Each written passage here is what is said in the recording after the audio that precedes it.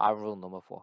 어떤 경우에도 결혼하지 않았거나 6개월 이내에 결혼할 계획이 없는 여자와 동거하지 말아라. 이거 아까 제가 말했던 그 동거 이야기인데, 자, 이 상황에서 당신은 굉장히 무력해집니다. 어떤 상황이냐면은 당신이 여자와 함께 산다면은 그건 결혼하는 것과 굉장히 마찬가지인 거기 때문입니다. 왜냐면은 결혼의 모든 법적 책임과 의무와 효력이 발휘되기 때문이죠. 자, 여자친구와 함께 이사하는 것은 굉장히 매력적인 선택이죠. 그죠? 왜냐면은 여러분들이 여자친구와 같이 동거를 하게 되면요, 집세도 절약할 수 있고요, 지속적인 성관계를 가질 수 있다고 믿기 때문이에요. 여러분들이 동거를 하게 되면은요, 이게 여러분들이 이 subconscious, 이 무의식 속에서요, 이 띵킹이 이루어지게 됩니다. 여러분들 그렇게 믿게 돼요. 어쩔 수 없어. 그렇기 때문에 여러분들은 동거를 하고 싶어 하는 겁니다. 물론 요즘에는 개인주의가 좀 세져서 그렇지 않은 경우도 충분히 있을 수 있어요. 뭐 여러분들 그래서 여자친구와 함께 살기로 결심을 하고 여러분 여자친구와의 성관계 가용성과 욕구가 현저히 감소한다는 걸 여러분들은 눈치채기 시작할 겁니다. 경제 불안과 성적 긴장이 제거된 거죠. 그녀는 이제 그녀가 당신의 유일한 성적 친밀감의 원천이라는 것에 편안하게 안심할 겁니다. 그녀는 당신이 바람을 피지 않는다라는 거에 대한 어느 정도 확신을 갖게 되는 거죠. 당신은 섹스할 때 어차피 나랑밖에 못하잖아 라는 식인 거죠. 아시겠죠? 그렇기 때문에 남성이 야동을 보면서 자위하는 것에 화를 내는 겁니다. 여성은. 왜? 그 포르노에 나오는 배우, 이 가상 공간에 있는 또 다른 사람에게 성욕을 해소하고 있다는 걸 보는 그 순간 자신의 그 성적 친밀감은 나밖에 없다 생각했는데 딴 데도 있네? 라고 착각하게 되는 거죠. 물론 그게 실제일 수도 있고요, 아닐 수도 있습니다. 아무튼 그녀는 생활 환경을 마련해 주는 대가로 자신의 욕구대로 조건을 협정할 수 있는 완벽한 포지션이 끝난 겁니다. 그렇기 때문에 여러분은 절대로 결혼을 할 게 아니라면 동거를 하지 마십시오. 결혼 직전이면 상관없습니다. 뭐 동거를 해보고 결혼할지 말지 결정하는 그 단계라면 해도 됩니다. 그게 아니라면은요, 여러분들 그냥 길게 사귈 건데 동거를 한다고 선택하는 거면요, 절대 하지 마십시오. 절대로입니다. 여러분들이 잃게 되는 너무 많은 것들이 있어요. 제일 큰 게 여기 나와 있듯이 하나는 여러분들이 선택지고요. 또 하나는 여러분들이 그 골라야 될 그게 없어집니다. 그 능력이 너무 없어집니다. 아시겠죠? 자, Iron Rule number 3. 섹스를 위해 당신을 기다리게 하는 그 어떤 여성도 또는 그녀의 행동이 섹스를 위해 당신을 기다리게 만든다고 암시한다면 섹스는 절대로 기다릴 만한 가치가 없습니다. 절대로. 만약 당신의 여자친구가 당신과 관계를 갖고 싶다고 한다면은 그녀는 당신과 섹스할 수 있는 방법을 찾을 겁니다. 당신의 생일까지 당신을 기다리게 하는 게 아니란 말이에요. 근데 만약 싱글이고 당신이 아직 썸을 타는 단계인데 5번째 만남까지 섹스를 하지 못했다면은 그 관계는 의미가 없습니다. 지속하지 마십시오. 짐 싸서 다른 곳으로 가세요. 이게 정말 중요한데 저는 이 PUA 스킬을 하면서 알려줄 때 저도 제 프레임이 그렇게 넓은 게 아닙니다. 제가 말했겠지만 뭐 저는 몸도 꽤 괜찮고 얼굴도 꽤 괜찮은 편이지만 키 때문에 여성들에게 이제 디클라인을 받은 적이 꽤 있습니다. 그때에도 불구하고 저는 3번 정도 만날 때는 꼭 원나잇 스탠딩까지 그걸 끌고 갈 수 있을 만한 능력이 있습니다. 근데 제가 그게 안 될 것 같은 분위기 사람이 꼭 나오면은 저는 2번 이상 만나지 않습니다. 내 프레임 바뀌라는 걸 체킹한 거죠. 내 프레임이 왜라는 걸 체킹하면은 내 프레임 바뀌기 때문에 내가 굳이 잡을 이유가 전혀 없는 겁니다. 내 프레임 안에 있는 사람만, 내 프레임 안에 들어오는 사람만 만나야 되는 겁니다. 아시겠죠? 정말 중요한 겁니다, 이건. 자, 아이언 로우 넘버 2.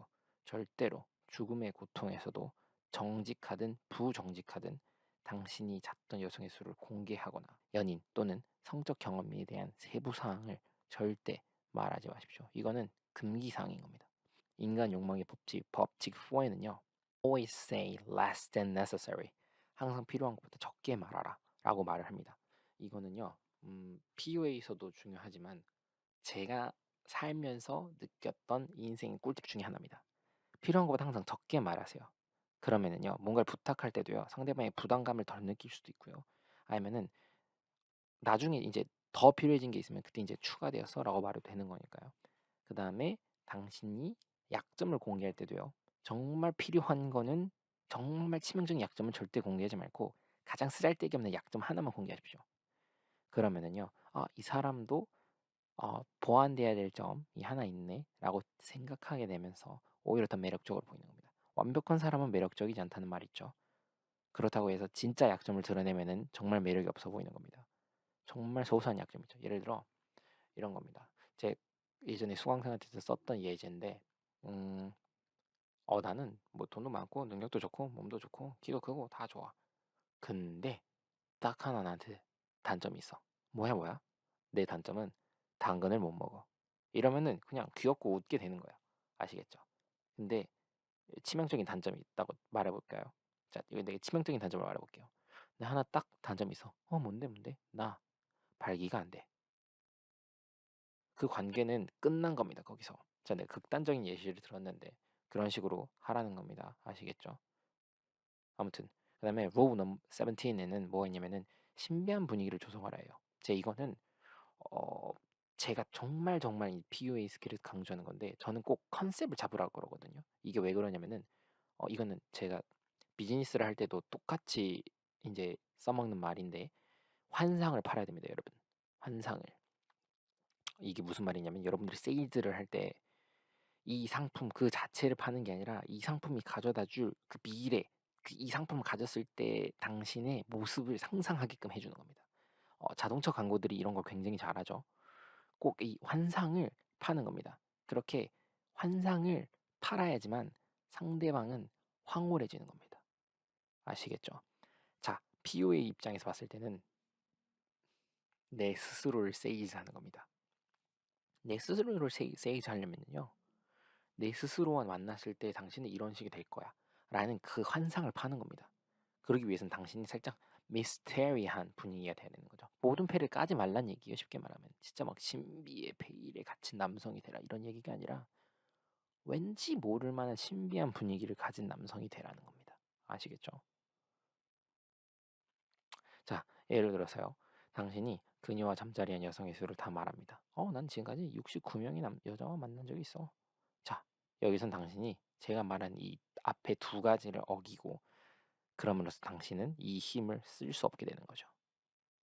그걸 당신만 아는 게 아닌 건가요?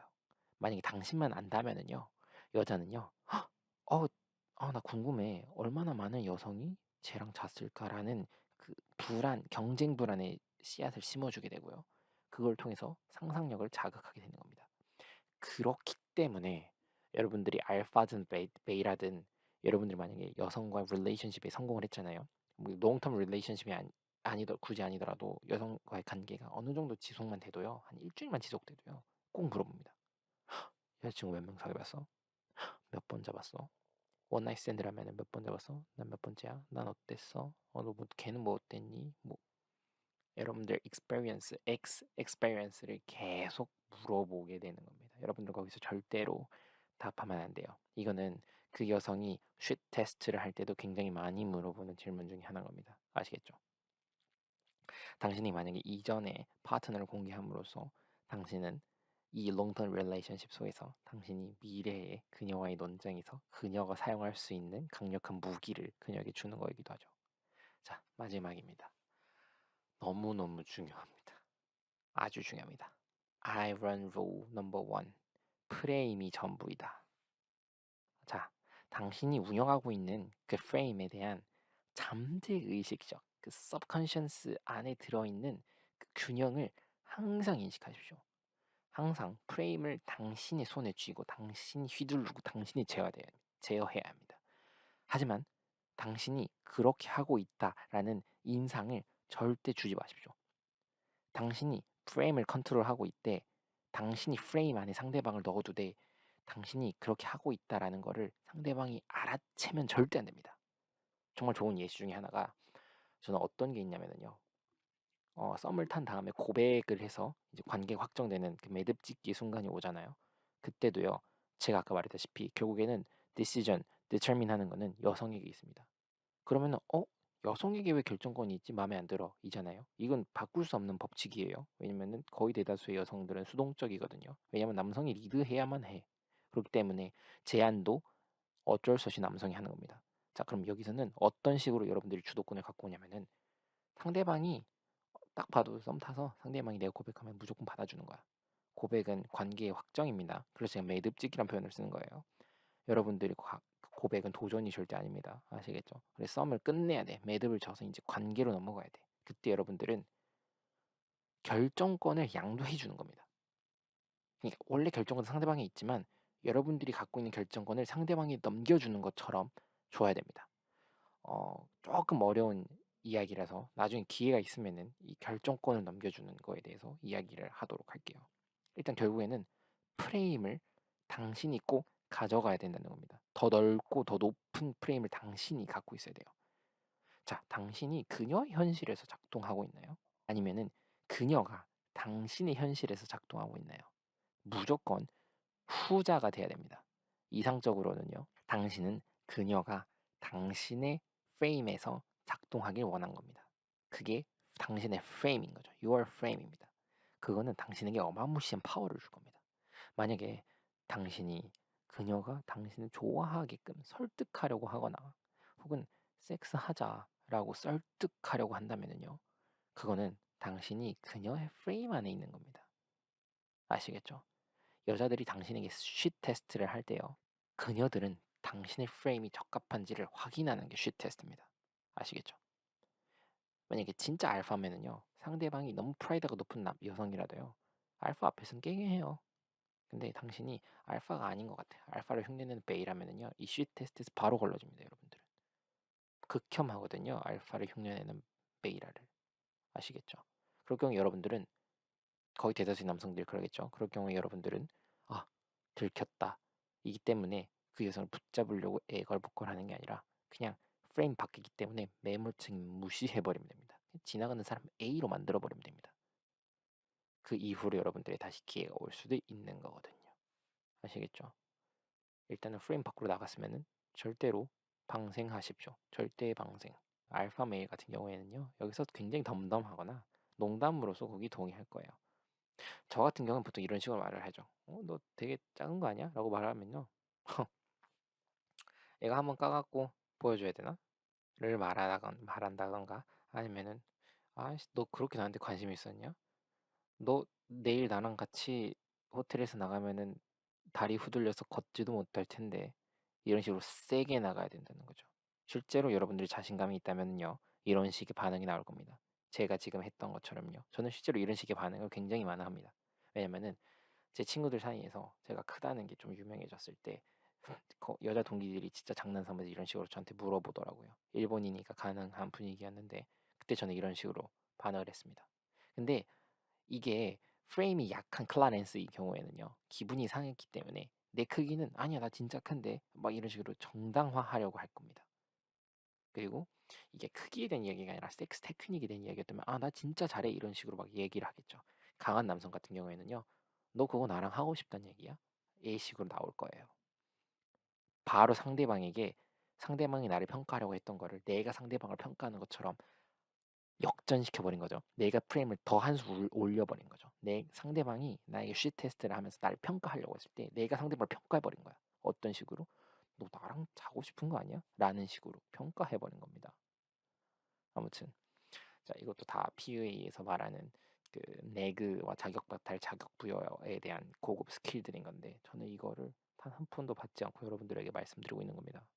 당신이 관계를 시작했을 때 당신이 그녀의 현실에 들어가거나 그녀가 당신의 현실에 들어가게 될 겁니다. 어쩔 수 없습니다. 뭐가 더 나을까요? 자, 오늘 우리는 토아 씨의 9가지 철칙에 대해서 이야기를 한번 해봤는데요. 여러분들이 제가 오늘 말씀드렸던 이 9가지에 대해서 머릿속에 잘 가지고 계시면은 앞으로 제가 알려드릴 더 많은 내용들을 쉽게 이해하실 수 있을 겁니다. 제 완벽한 사고방식이 이 9가지의 아이런 룰을 베이스드 하고 있거든요. 이게 제 펀더멘탈입니다. 저도 레드필을 접한 지 정말 오래되지 않은 사람이고 저도 이제 레드필 코리아님의 레드필 영상을 보고 처음으로 레드필에 빠져서 정말 미친 듯이 레드필에 대해 공부하기 시작했습니다. 그러고 난 후에 깨달았습니다. 저도. 저는 일본에 살고 있었기 때문에요. 레드필이 필요한 소사이어리가 전혀 아니에요. 그렇기 때문에 제가 이걸 일본어로 영상을 만들고 있는 게 아닌 겁니다. 사실 일본어로 영상을 만들려고 처음에도 좀 노력을 해봤는데 전혀 그렇지 않아요. 일본에는 레드필이 필요하지 않습니다. 왜냐? 사회 자체가 꽤나 마초이즘적이고 여성들에게 불리하게 돌아갑니다. 일본은. 한국은 그렇지 않죠. 미국은 더더욱 그러지 않고요. 그렇기 때문에 여러분들이 살아남기 위해서 꼭 체득해야 될 도구가 레드필이 되어줄 겁니다. 그 도구를 휘두르는 방법이 PUA가 되어줄 거고요. 꼭 양립해야 합니다. 다음에 또 보죠.